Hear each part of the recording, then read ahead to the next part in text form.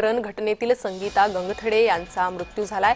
Doctor Mahesh पाटीलवर खुनाचा गुन्हा दाखल करा अशी मागणी नातेवाईकांनी केलेली आहे। तब्बल 1 महिन्याची संगीता गंगथडे यांची मृत्यूशी झुंज संपलेली आहे।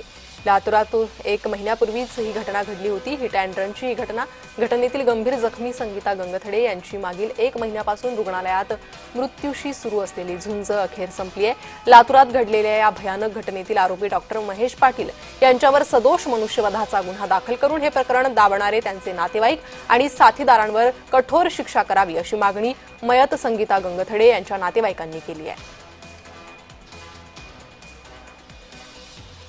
संगीता गंगथडे यांच्या परिवारासोबत आहे आणि त्यांच्या नातेवाईकांना मी जाणून घेणार आहे की नेमकं या पुढची त्यांची दिशा काय असणार आहे। माझी पत्नी 17 जुलैला जो अपघात झाला त्या अपघातामध्ये गंभीर जखमी झाली आणि त्या गंभीर जखमी झाल्यानंतर सह्याद्री हॉस्पिटलला तिथं उपचार चालू होते। त्या उपचाराला तिचं शरीर साथ दिलं नाही आणि अक्षरशः महिनाभर तिनं मृत्यूशी झुंज दिली आणि काल दुर्दैवानं तिचं अपघाती निधन झालं।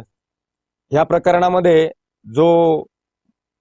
ज्याची गाडी होती आणि जो स्वतः गाडी चालवत होता तो डॉक्टर महेश मुरलीधर पाटील या माणसाने माझ्या पत्नीचा ॲक्सिडेंट केला आणि तो त्या ठिकाणावरून फरार झाला। पोलिसांनी तपास केला, परंतु त्या ठिकाणचं जे सीसीटीव्ही फुटेज होतं ते सीसीटीव्ही फुटेज या मधला जो आरोपी आहे महेश मुरलीधर पाटील, या महेश मुरलीधर पाटीलचा जो मावस भाऊ आहे तो लातूरच्या शासकीय वैद्यकीय महाविद्यालयाच्या अत्यंत उच्च पदावर हा कार्यरत आहे आणि पहिल्या दिवसापासून ह्या व्यक्तीनं हा गुन्हा दडपण्याचा प्रयत्न केलेला आहे। आपण जर पोलिसांमार्फत या ठिकाणी जर त्या आरोपीचे CDR लोकेशन जर तपासले तर या ठिकाणी नक्कीच या आरोपीनं आणि त्याच्या मावस भावाने जो या गुन्ह्याचा तितकाच वाटेकरी आहे।